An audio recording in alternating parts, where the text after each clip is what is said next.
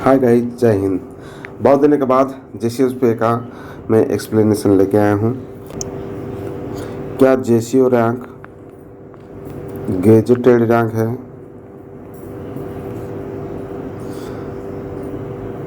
अगर gazetted rank है तो पे कितना है? पे कितना होना चाहिए तो गवर्नमेंट क्या बोल रहा है?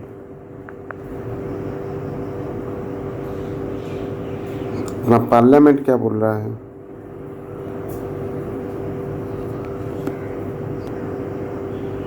कोर्ट में केस कहाँ पर है? ईयर 2012 में पहली बार जेसीओ का गेजेटेड स्टेटस, जेसीओ का पे के बारे में armoured forces tribunal regional bench Lucknow में आया था, जिसमें दावा किया गया था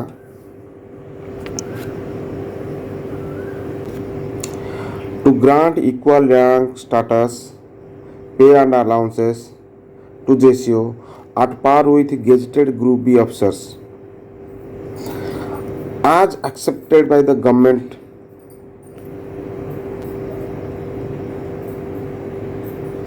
यहाँ पर सबसे बड़ी क्वेश्चन है कि जब गवर्नमेंट ने एक्सेप्टेड कर दिया कि जेसीओ और गेजेटेड अफसर,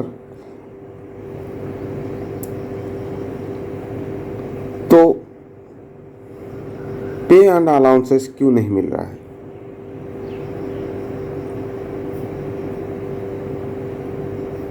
और what is the pay of JCO? चलो इसको समझते हैं। सबसे बड़ी बात है, गवर्नमेंट ऑफ इंडिया ने अगर जेसीओ को at par with gazetted group अफसर पेमेंट देने के लिए एक्सेप्ट कर दिया थ्रू ए गेजेट नोटिफिकेशन, तो जेसीओ को गेजेटेड ग्रुप बी अफसर का पेमेंट के लिए कौन रोक रहा है और क्यों नहीं मिल रहा है जेसीओ को गेजेटेड ग्रुप बी रैंक का पे? और what is the minimum pay of a gazetted group B अफसर? सबसे बड़ी बात है कि it is not easy to calculate the pay. तो हमें जो गेजेटेड ग्रुप बी ऑफिसर हैं ऑलरेडी सिविल में, वो क्या पेमेंट ले रहे हैं, उनके बराबर का पेमेंट दिया जाएगा। तो पहले समझना चाहिए कि गेजेटेड ग्रुप बी अफसर का पेमेंट कितना है। कोई भी चीज़, कोई भी पे जैसे रैंक क्लेम करने से पहले ये काम था कि सिविल डिपार्टमेंट में एक गेजेटेड अफसर को क्या पेमेंट मिलता है। तो एक आरटीआई के दौरान डीओपीटी ने ये खुलासा किया कि gazetted group B, lowest gazetted group B अफसर का मिनिमम पेमेंट है 47600, यानी 47,600 इन द पे लेवल 8।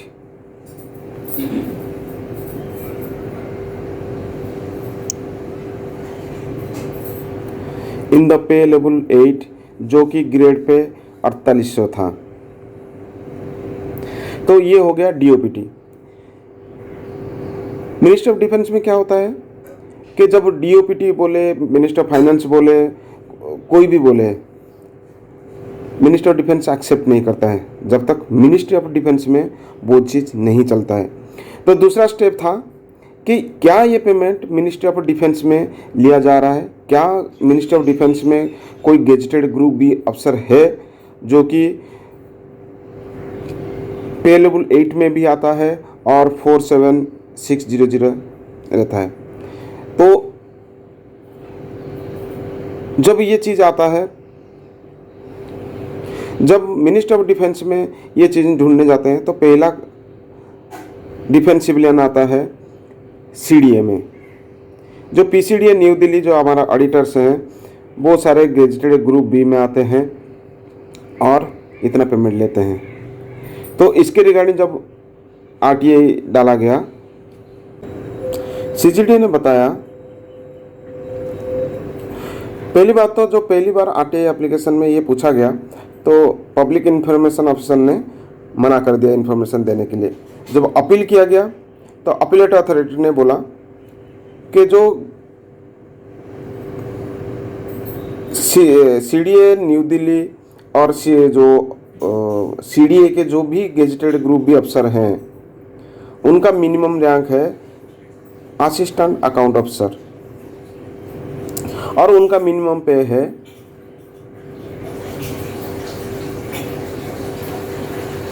पे लेवल 8 विथ 47,600 बेसिक पे।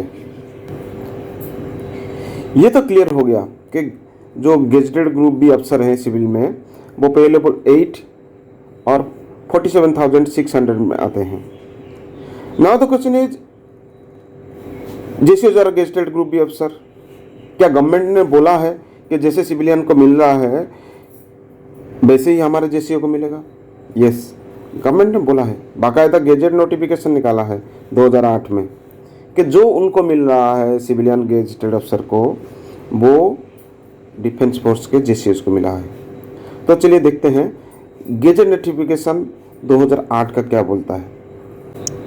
2008 में गवर्नमेंट ने एक रिजोल्यूशन बनाया था, यानी कि एक डिसीजन लिया था और it is publish in gazette of India. किसके रिगार्डिंग 6 कमीशन रिपोर्ट। अभी आता है 6 सीपीसी अपने रिपोर्ट में क्या बोला था। 6 सीपीसी बोले थे कि जो डिफेंस पर्सन है they should be lateral shifted to civil service. जो ये लैटरल शिफ्टेड का कंसेप्ट है वो 1982 में गवर्नमेंट ने ऑलरेडी सैंक्शन कर दिया था कि जो डिफेंस फोर्सेस हैं जैसे ही डिफेंस फोर्सेस से रिटायरमेंट लेंगे उनको सिविल पोस्ट में डेपुटेशन में लेके 62 इयर्स तक सर्विस करने दिया जाएगा। इसके रिगार्डिंग अलग सा वीडियो है, आप देख सकते हो। तो 6 सीपीसी का ये कहना था जो डिफेंस पर्सन सिविल में जाएगा तो उसका पे कैसे फिक्सेशन होगा, क्योंकि डिफेंस फोर्सेस का पे बहुत कॉम्प्लेक्सिटी है, उसको कैलकुलेशन करना बहुत कॉम्प्लेक्सिट मैटर है। लेकिन सिविल पे तो ऑलरेडी फिक्स है। जब ये डिफेंस फोर्सेस सिविल में आएगा तो उसका पे कैसे फिक्स होगा?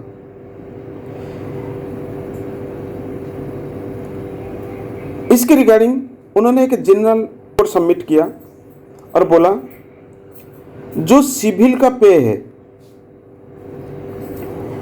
It should be applied to defence forces.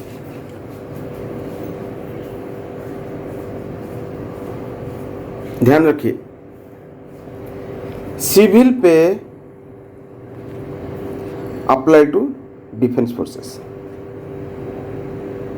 Defence forces का पे जो है बहुत कॉम्प्लेक्सिटी था, क्योंकि मिलिट्री सर्विस उनके पे के साथ जुड़ा हुआ था, क्योंकि वो रिटायरमेंट बाद एक सोल्जर सिविल सर्विस में जाएगा, इसलिए the day one they have applied the civil pay on a soldier.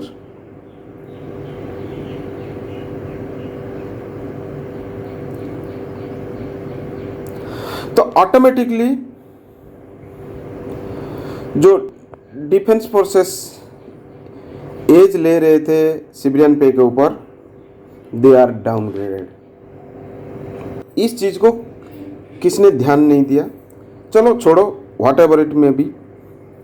लेकिन इस चीज के ऊपर गवर्नमेंट ने क्या डिसीजन लिया? गवर्नमेंट ने बोला the general principles of fixation of initial पे, मतलब आपका पहला पे जो है वो कैसे फिक्स किया जाएगा, विल बी आज in government of India gazette notification 29 अगस्त 2008। ये सबसे बड़ा गवर्नमेंट का डिसीजन था।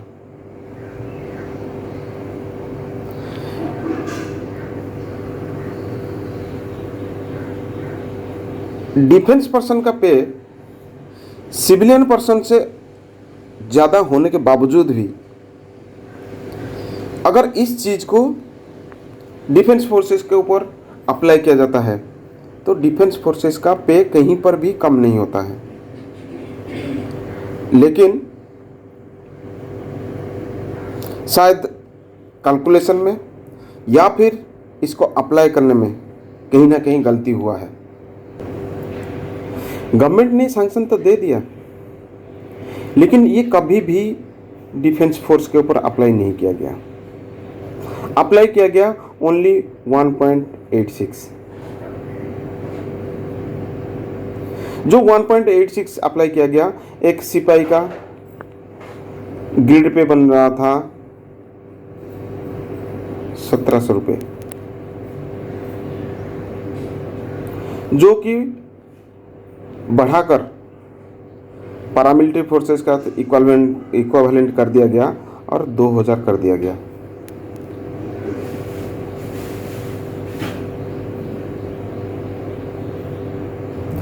और इसको बोला गया कि हमने जनरल प्रिंसिपल को अप्लाई कर दिया। यहाँ पर एक ध्यान देने में आते हैं, जो पैरामिलिट्री फोर्सेस के सिपाही होते हैं, जो हवलदार होते हैं, they are not based on rank, they are based on trade. इस ट्रेड का जो पेमेंट है वो सीसीएस रूल में लिखा गया है, रैंक का नहीं लिखा गया है। जैसे कि एक जनरल ड्यूटी है, वो सिपाही में होता है, उसका पेमेंट 2000 ग्रेड पे हो गया। लेकिन एक क्लर्क हेड कांस्टेबल में आता है, उसका पे 2400 है। ये चीज़ कभी अप्लाई नहीं किया गया। जो गेजेटेड अफसर है वो 4800 ग्रेड पे में आता था, इस चीज़ को कभी अप्लाई नहीं किया गया। इसी के लिए ये कोर्ट केस बना था। जब 2012 में ये केस एएफटी लखनऊ बेंच के अंदर आया था, तो ऑनरेबल कोर्ट ने डायरेक्शन दिया था कि this representation should be taken up with ministry of defence. Again कि अगर उन्होंने बोला है तो वो क्यों नहीं दे रहे हैं, आप उनके साथ आए और एक बार केस टेकअप करें। इसके बाद ये केस गया एमओडी में। एमओडी ने केस को रिजेक्ट कर दिया। जब केस को रिजेक्ट कर दिया, दोबारा से केस आ गया कोर्ट में। दोबारा से कोर्ट में आने के बाद बताया गया कि गवर्नमेंट जो है देने के लिए राजी है और एमओडी मना कर रहा है। क्या एमओडी का ऑर्डर गवर्नमेंट का ऑर्डर से बड़ा है? Obviously not. तो एमओडी का ऑर्डर कब गवर्नमेंट से बड़ा हो जाएगा? जब एमओडी का ऑर्डर पार्लियामेंट से अप्रूव हो जाएगा।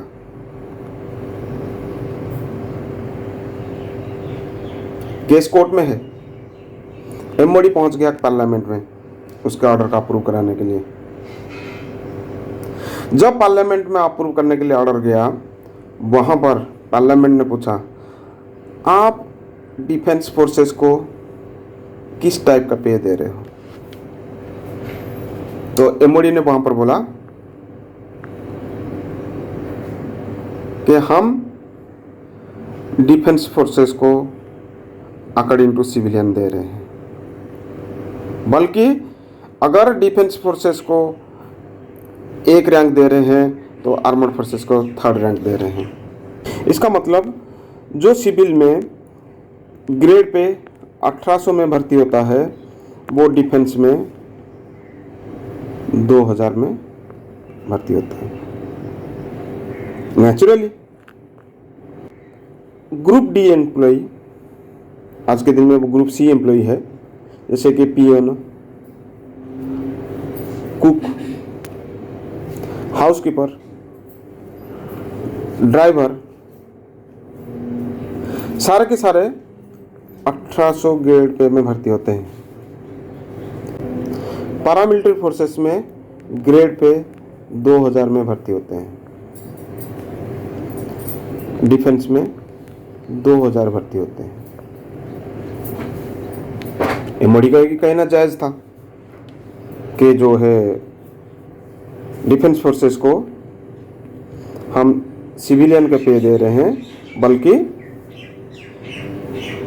सिविलियन में अगर फर्स्ट रैंक में आ रहा है तो डिफेंस में थर्ड रैंक में आ रहा है। ओके, लेकिन जो मेन मुद्दा था, एक सिविलियन गेजेटेड अफसर को आप पे लेवल 8 में लाते हो और वहीं पर डिफेंस गेजेटेड अफसर को पे लेवल 6 में आते हो, यानी कि 2 rank डाउनग्रेडेशन।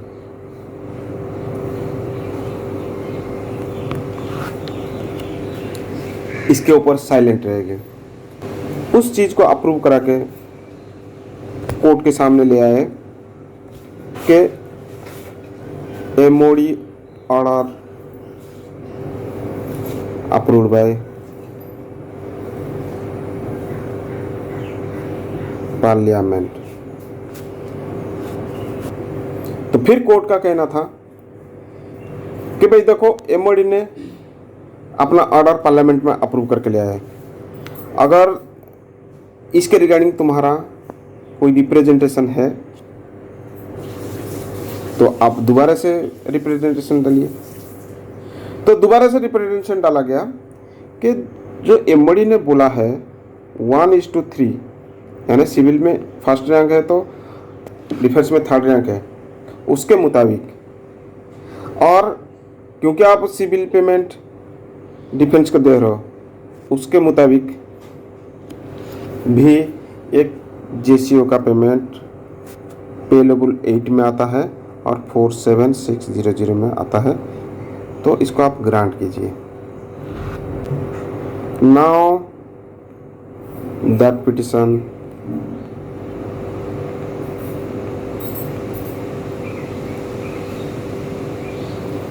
also turned down।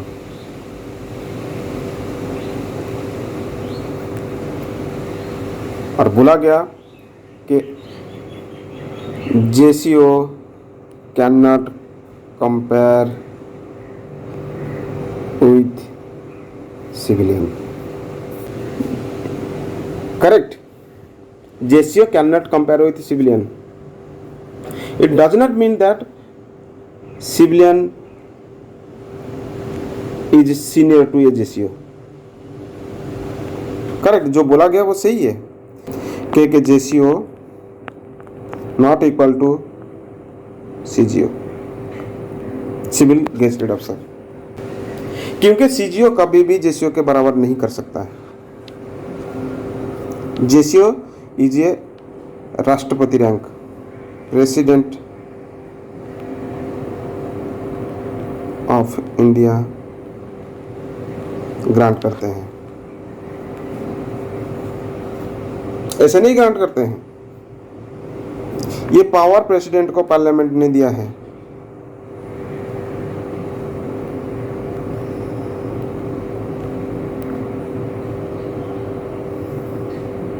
By the way of army act section 312।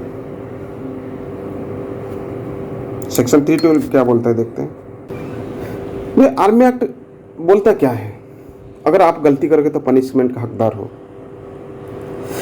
जब आर्मी एक्ट में लिखा गया है तुम गलती करोगे तो पनिशमेंट का हकदार हो, तो आर्मी एक्ट में लिखा गया है जूनियर अफसर इज ए गेजेटेड। अगर आर्मी एक्ट में गलती करता हूं तो पनिशमेंट का हकदार हो, तो मैं जेसीओ बनता हूं तो गेजेटेड का भी हकदार हूं। कोई नहीं मना कर सकता, क्योंकि इसको आर्मी एक्ट को किसने घर पे नहीं बनाया है, it is passed by the parliament. इसी वजह से राष्ट्रपति गेजेटेड रैंक अवार्ड करते हैं जेसीओ को, और साथ साथ में परचमेंट सर्टिफिकेट देते हैं, जिसमें क्या लिखते हैं देखिए। बहुत लोगों ना बहुत बार डाउट होता है कि मेरा जेसीओ जो है गेजेटेड है या नहीं है। अरे जब president of India gazette of India में पब्लिश करके बोलता है कि मेरे जेसीओ को मैं प्रमोट कर दिया, तो गेजेटेड रैंक का डाउट ही नहीं रहना चाहिए। और किस लिए गेजेटेड रहते हैं? क्योंकि he has special status and confidence.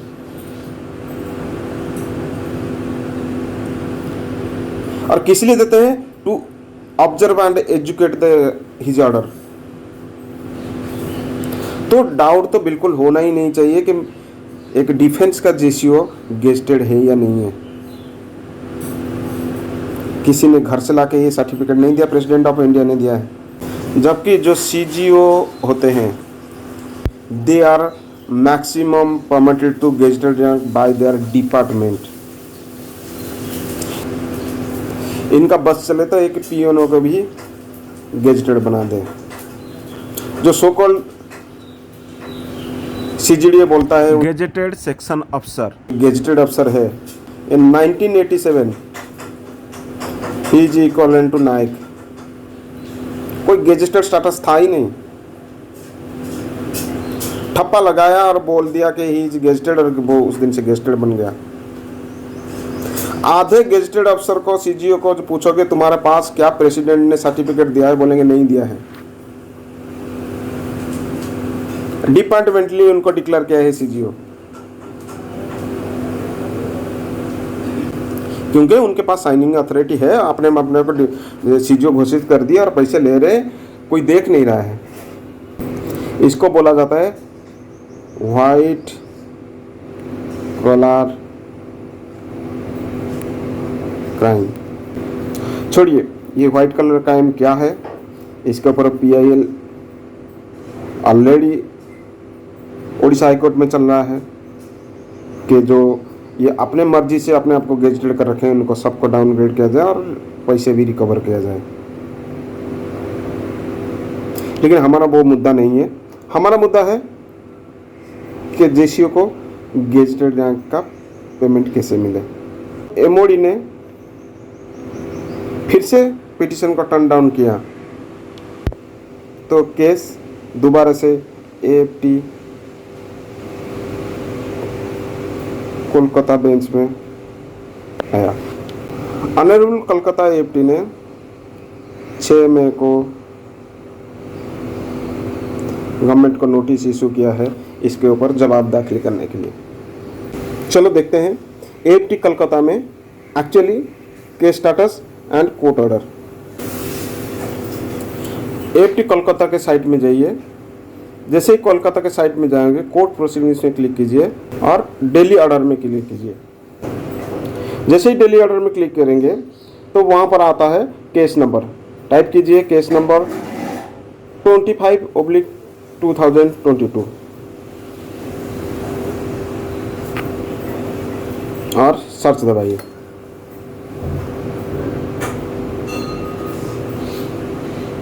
तो आपके सामने आ जाएगा 6 मई 2022 का कोर्ट ऑर्डर। इस ऑर्डर में ऑनरेबल कोर्ट ने नोटिस इशू किया गवर्नमेंट को टू फाइल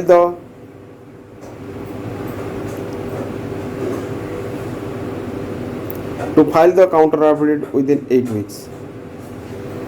ऑर्डर था 6 मई का। लेकिन मुद्दा यहाँ पर ख़त्म नहीं होता कि कोर्ट में चले गए जैसे अगर यहाँ का पैसा बढ़ाने के लिए, और जैसे अगर बैंक का कल हो सकता है कोर्ट एक्सेप्ट कर ले और दे दे। लेकिन मुद्दा यहाँ पर ख़त्म ही नहीं हो रहा है, ना इसे सॉल्व हो पाएगा।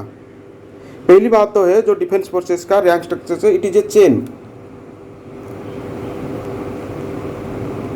Officers, JCO, OR. अगर जेसीओ को ऊपर जाओगे तो there will be blank space, it require to be fill. अगर जेसीओ से ऊपर जाता है तो it is overlapping in the अफसर रैंक।